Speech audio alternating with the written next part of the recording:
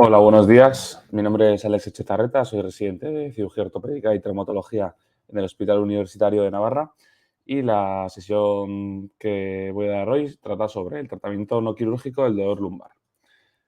Bien, este es el contenido que trataremos, un poquito de introducción, el tratamiento en general del dolor lumbar, las infiltraciones facetarias, la rizolisis, el bloqueo epidural y la infiltración foraminal. Iremos hablando de ellas uno por uno. Después mencionaremos los PRPs, la zonoterapia y la proloterapia un poquito por encima y unas últimas conclusiones para terminar. Vamos ya con la introducción. Bueno, el dolor lumbar es uno de los motivos de consulta más prevalentes a nivel mundial, sin ninguna duda. Lo vemos casi todos los días en las consultas, ¿verdad?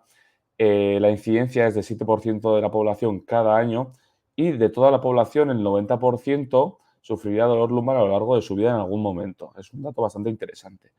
A nivel de discapacidad laboral, pues es la causa más frecuente del mundo y esto genera un gran coste económico para cualquier país que sufra este tipo de patologías. Los factores de riesgo para sufrir dolor lumbar están bien descritos y son los siguientes: la obesidad por un lado, el tabaquismo por otro, también el nivel socioeconómico bajo y por último el trabajo físico demandante. Estos datos son muy interesantes, por eso los he puesto un poco en grande, porque son bastante chocantes. El 90% de los dolores lumbares que vemos en la consulta o que padece la gente se resuelven en un año de manera espontánea. Es decir, de cada 10 pacientes que nos vienen a la consulta, 9 que tienen dolor, o sea, de cada 10 pacientes con dolor lumbar, 9 van a resolver de manera espontánea sin que tengamos que hacer ninguna otra cosa más. Pero el 1% de los pacientes cronifica. Es decir, hay un 1% de los dolores lumbares que se vuelve crónico. ¿Y cuáles son los factores que están relacionados con esta cronificación del dolor lumbar? Pues vendrían a ser la intensidad inicial del dolor, es decir, a mayor intensidad inicial del dolor, mayor riesgo de cronificar. Las alteraciones psicoemocionales, que nunca son algo positivo, y la coexistencia de dolores en otras partes del cuerpo. Todo esto nos llevaría a un mayor riesgo de cronificación del dolor lumbar.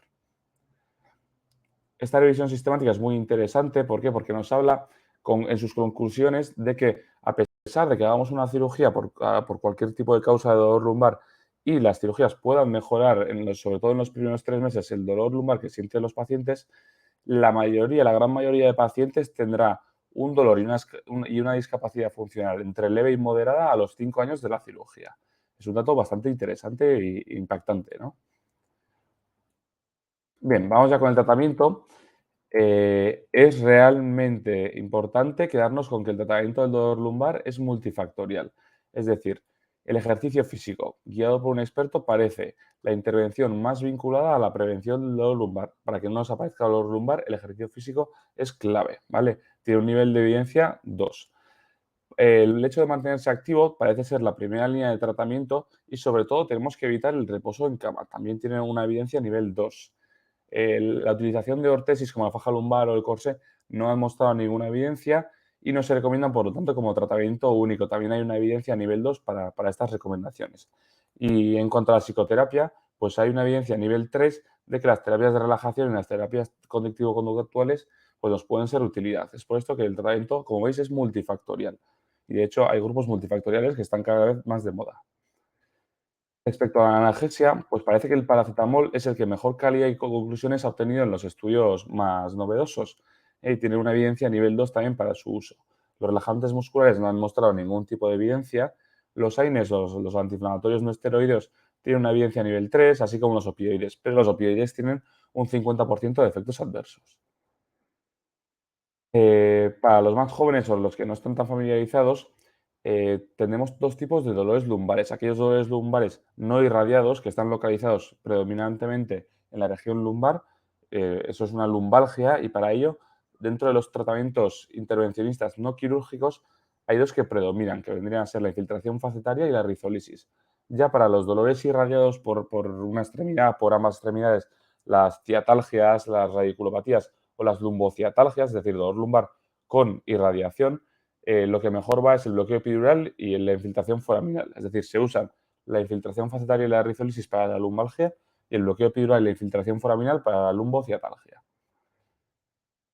En esta revisión de la evidencia se nos habla de que las infiltraciones de columna, tanto facetaria como a nivel peridural, no tienen una evidencia a favor respecto al tratamiento del dolor lumbar a largo plazo, es decir, que a partir de los 6-12 meses no tienen ningún tipo de evidencia, pero sin embargo que se reconoce en la literatura actual, perdón, que una mejoría en las escalas del dolor puede darse sobre todo en las primeras 6 semanas. Y esto nos podría ayudar pues, como transición para realizar otros tratamientos o terapia física o ejercicios guiados.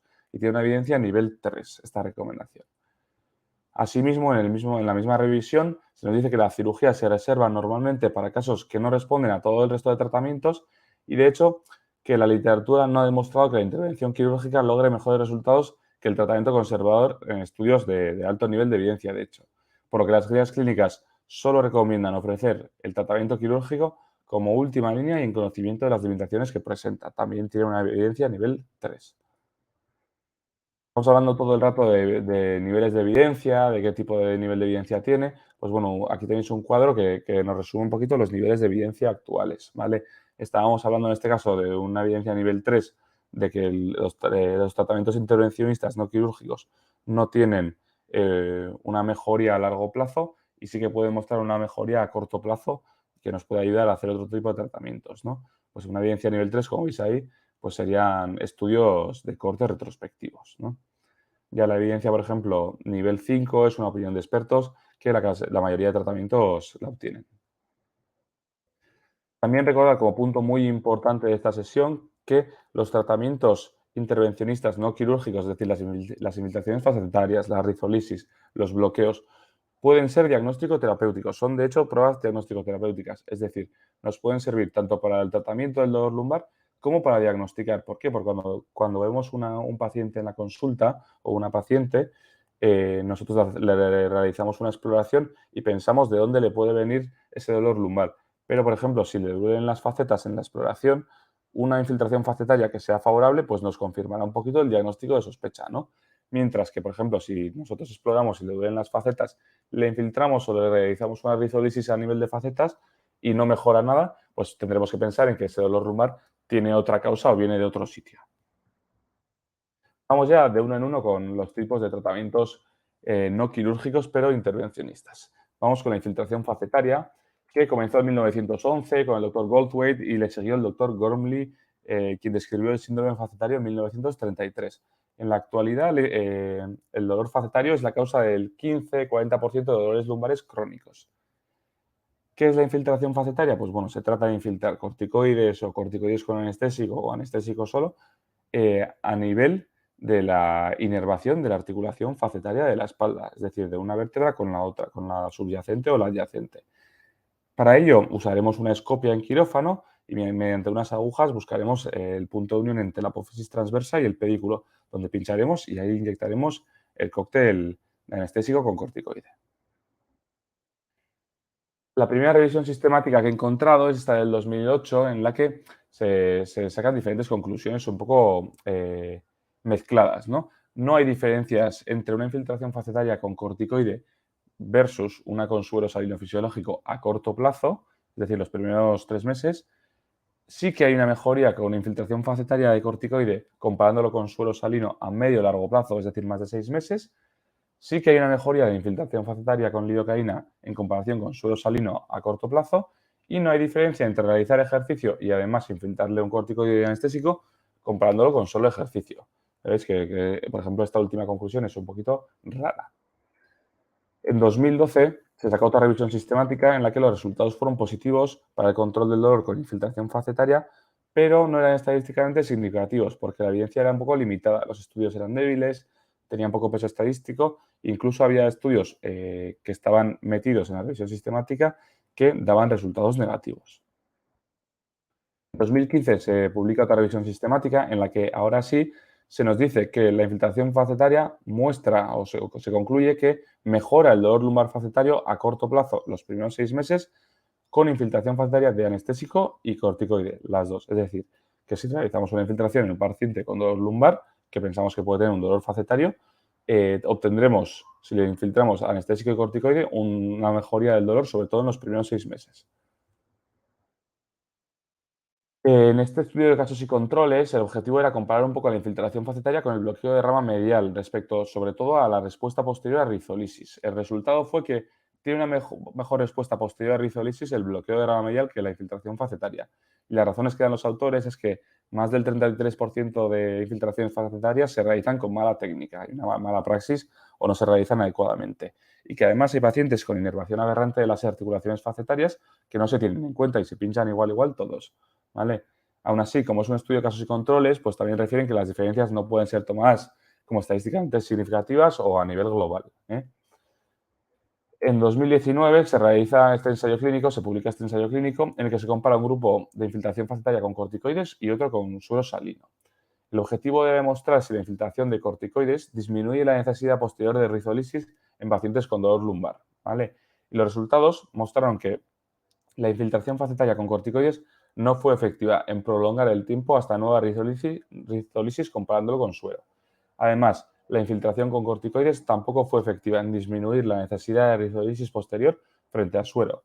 Es decir, la infiltración con corticoides ni nos prolonga el tiempo hasta una nueva rizolisis ni nos disminuye la necesidad de una siguiente rizolisis. Y de hecho hablan de que más del 60% de los pacientes en ambos grupos progresan a una necesidad de nueva de rizolisis por persistencia del dolor a las 6-7 semanas.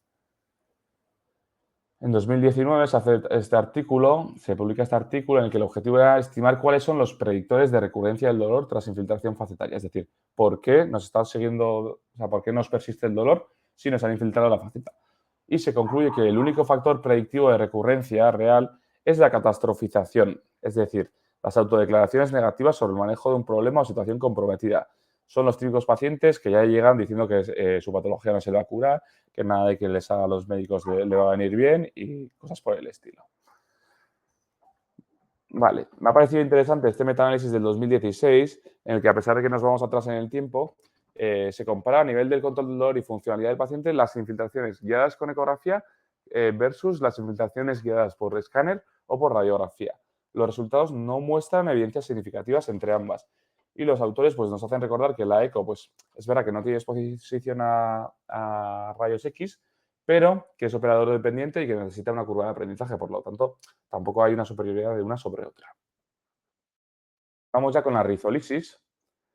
Bueno, la rizolisis empezó en los años 70 y se realiza de forma parecida a la infiltración facetaria. Mediante unas agujas y control escópico miramos la zona anatómica a pinchar y pinchamos ahí, ¿vale? Después se conectan las agujas con una máquina en la que realizamos una neurólisis del ramo medial o una denervación percutánea por radiofrecuencia, que nos lo hace la máquina, ¿de acuerdo? La máquina será neuroablativa a 60-85 grados Celsius y lo que estamos quemando al final es el ramo medial del nervio dorsal que nos inerva esa zona. A nivel de consultas es importante, a nivel de manejo de los pacientes, saber que la rizolisis, los resultados positivos pueden tardar en hacer efecto unas 3-4 semanas. Por ello que normalmente en nuestro centro al menos, después de realizar la rizolisis, le realizamos una infiltración con corticoide y anestésico local. Respecto a la evidencia científica de la rizolisis, esta revisión sistemática del 2012 ya mostraba una buena evidencia del control del dolor a medio o largo plazo en la mayoría de los estudios, con un poder estadístico bastante considerable. Se obtenían en la mayoría de estudios una mejoría de un 50% de los pacientes, en otros un 39% y en algunos estudios incluso de un 80%.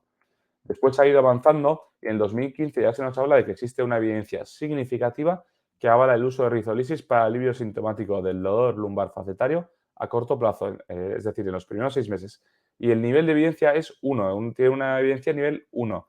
Es una evidencia muy fuerte, ¿vale? En 2015 ya se nos dice que la rizolisis sí que nos realiza un alivio sintomático del dolor lumbar en los primeros 6 meses. En 2017 se hace este ensayo clínico, un metaanálisis, perdón, de ensayos clínicos, en el que se concluye que la rizolisis muestra una reducción significativa del dolor lumbar facetario en comparación con el bloqueo epidural u otros tratamientos no intervencionistas, sobre todo en los primeros 12 meses, pero que este resultado solo es válido en aquellos buenos respondedores a la infiltración facetaria y que no lo es en aquellos que no han respondido bien a la infiltración. Es decir, nos hablan de que la rizolisis es muy útil en el control del dolor en los primeros 12 meses, pero sobre todo y casi exclusivamente en aquellos pacientes a los que la infiltración previa, infiltración facetaria previa, les ha sido favorable o les ha dado buenos resultados, ¿vale? En el 2018 se realiza otra revisión sistemática en la que se cogen pacientes con radiculopatías que no han respondido a tratamientos previos con infiltración foraminal, se les aplica una rizolisis sobre el ganglio dorsal, perdón, rectifico, es un estudio, no una revisión sistemática, y los resultados que muestran a los 3 meses es que el 52% de los pacientes mostró un alivio clínicamente significativo del dolor radicular con la rizolisis. Y además concluyen que la rizolisis es efectiva, segura y sin efectos adversos. Bien, vamos con el bloqueo epidural.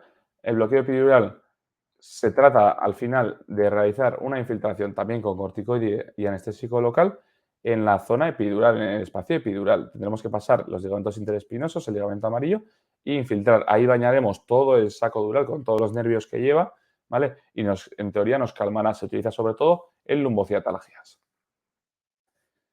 La evidencia científica, este artículo, por ejemplo, del 2008, empezó de manera muy negativa, ¿vale? ¿Por qué? Porque no se encontraron resultados significativos de alivio del dolor ni con bloqueo epidural de corticosteroides, ni se vieron diferencias entre el bloqueo con corticoides o con suero, ni se vieron diferencias entre el bloqueo con corticoides o con suero en pacientes con dolor lumbar post-laminectomía. Y tampoco se vieron diferencias en el uso como anestésico de la ropivacaína y la bupivacaína. En el 2012 ya se publica una revisión sistemática en la que se nos dice que el bloqueo epidural con anestesia local y corticoides muestra un buen control de radiculitis por hernia discal lumbar y una evidencia más limitada para radiculitis por estenosis de canal lumbar, pero ya se nos está mencionando que funciona para las dos.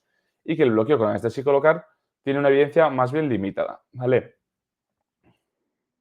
En 2015 se publica una nueva revisión sistemática y en la que se nos resume un poquito por patologías. En cuanto a radiculopatía por cualquier motivo, hay una evidencia a nivel 2 de eficacia del bloqueo epidural con anestésico local y corticoides. En cuanto a la hernia discal lumbar, también hay una evidencia a nivel 2 de la eficacia, también en la estenosis del canal lumbar, así como en la discopatía lumbar o dolor facetario lumbar y también en el dolor lumbar posquirúrgico. Para todas estas patologías parece que hay una evidencia a nivel 2 de que el bloqueo epidural con anestésico local y corticoide es eficaz. En 2016 se nos habla de que el bloqueo con corticoide y bupivacaína no tiene una evidencia de mejoría del control del dolor, que un bloqueo con corticoide y suero tampoco tiene una evidencia de mejoría del control del dolor, que un bloqueo con lidocaína en este caso sí que muestra una evidencia significativa de eficacia del control del dolor en radiculopatías y que lógicamente un bloqueo con corticoide y lidocaína, que ya se sabía del año anterior, sí que mostraba una evidencia significativa de eficacia en el control del dolor por radiculopatía. Por último, he encontrado esta revisión sistemática, que es la más actual, del 2021, hace ya un añito, en la que se dice y se concluye que en los pacientes con radiculopatía, el bloqueo epidural con anestésico y corticoide ha mostrado evidencia significativa nivel 1 para el control del dolor. Y en pacientes con radiculopatía, el bloqueo solo con anestésico ha mostrado evidencia significativa, en este caso de nivel 2, es decir, tanto con corticoide y anestésico o solo anestésico ha mostrado evidencia, pero la evidencia con anestésico y corticoide es más alta o más potente. Vamos ya con la infiltración foraminal. En este caso, la diferencia con el bloqueo epidural es que el bloqueo epidural tú infiltras a nivel del espacio epidural, por lo tanto se impregna todo el saco dural y todos los nervios que van por dentro. En este caso, en la infiltración foraminal estamos infiltrando en la salida de la raíz afecta. Podemos usar el contraste para saber si estamos en la zona adecuada. Además, normalmente solo se infiltra uno de los lados, una de las raíces dolorosas, porque es una radiculopatía que normalmente es unilateral. Y el tratamiento, por lo tanto, será más dirigido a la raíz que duele, ¿vale? Por lo tanto, usaremos menos dosis tanto de anestésico como de corticoide y tendremos menos efectos secundarios. Esta revisión sistemática y metaanálisis ya es del 2016 y nos compara la infiltración foraminal con el bloqueo epidural y nos dice que la infiltración foraminal mostró una superioridad significativa en el control del dolor, sobre todo en las 2 primeras semanas, después ya no. ¿Vale? También compara la infiltración preganglionar con la ganglionar, diciendo que la preganglionar mostró superioridad significativa de eficacia y que no había diferencias en control del dolor ni complicaciones. En 2017 se publica este otro estudio en el que el objetivo era estudiar si la infiltración foraminal con anestésico y corticoide tiene un efecto beneficioso sobre la marcha. Los resultados mostraron que la mitad de los pacientes del estudio tuvieron un alivio sintomático completo. ¿Qué quiere decir esto? Concluyen que evidencian que un alivio sintomático completo, que es muy importante, está directamente relacionado con una mejoría funcional de la marcha. También se traduce en una mejor estabilidad.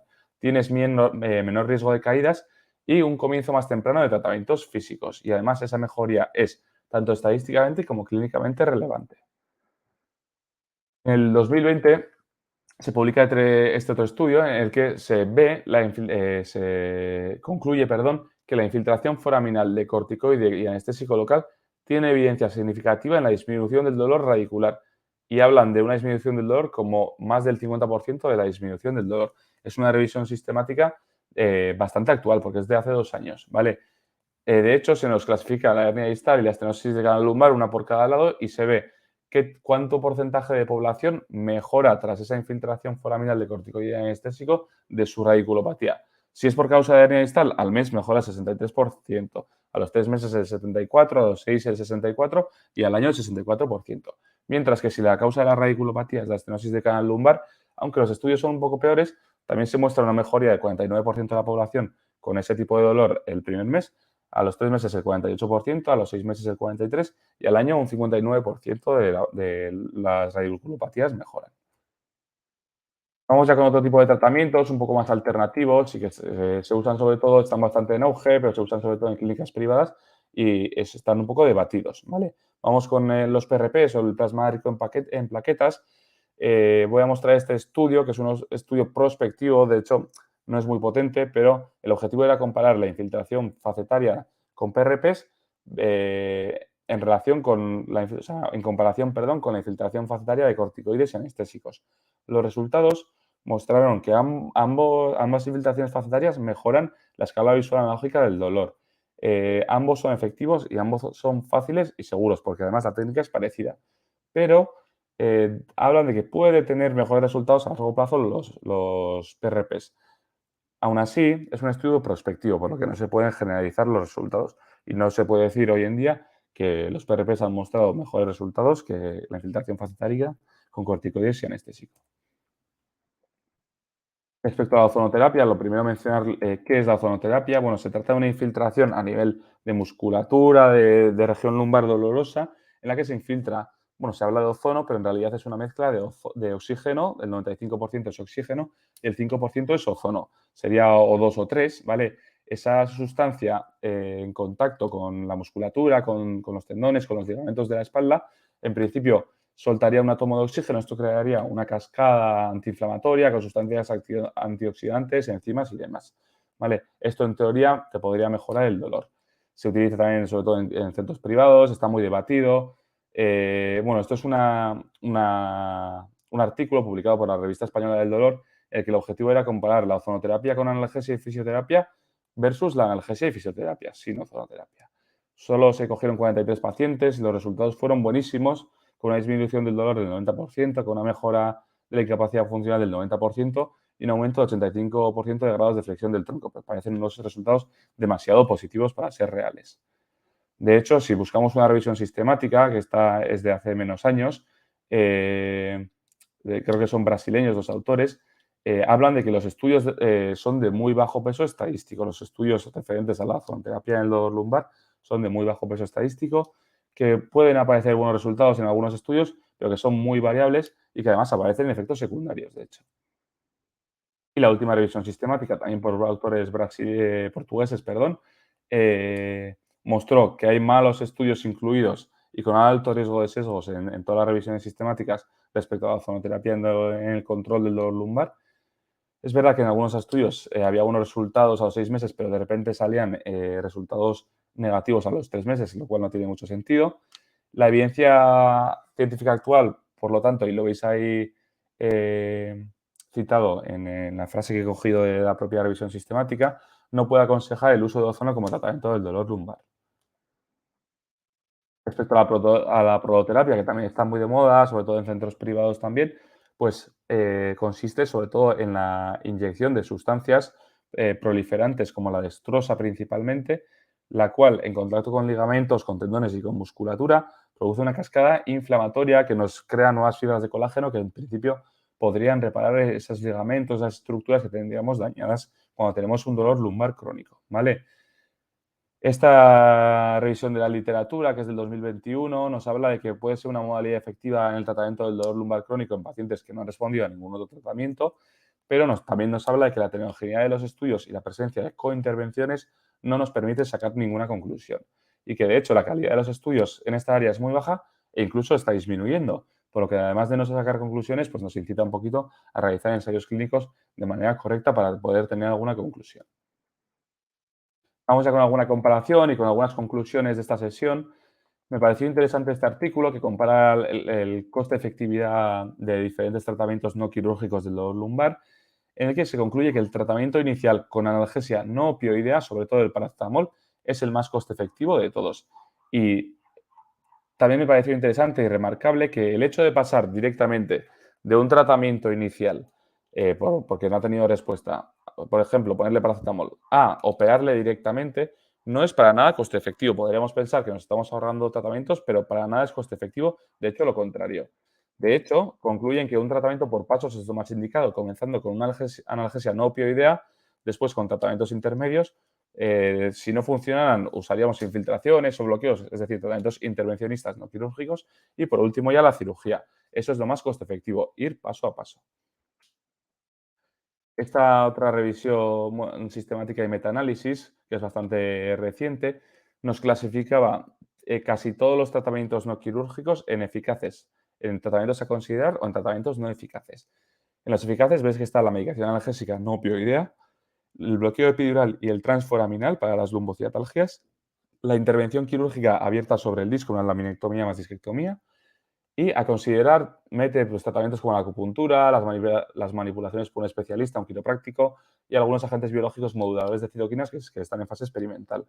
Directamente nos mete esta revisión sistemática en tratamientos no eficaces, los opioides, el reposo en la cama, que hemos dicho que es malo para el dolor lumbar, la tracción y la disquectomía percutánea.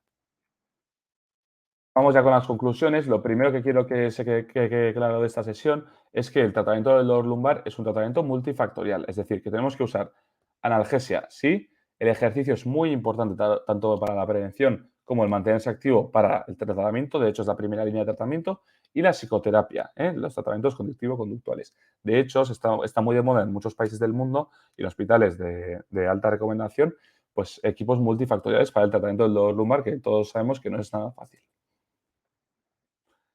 Respecto a los tratamientos intervencionistas no quirúrgicos, acordaros de que son pruebas diagnóstico-terapéuticas, es decir, las usamos para tratar, pero también a veces para diagnosticar.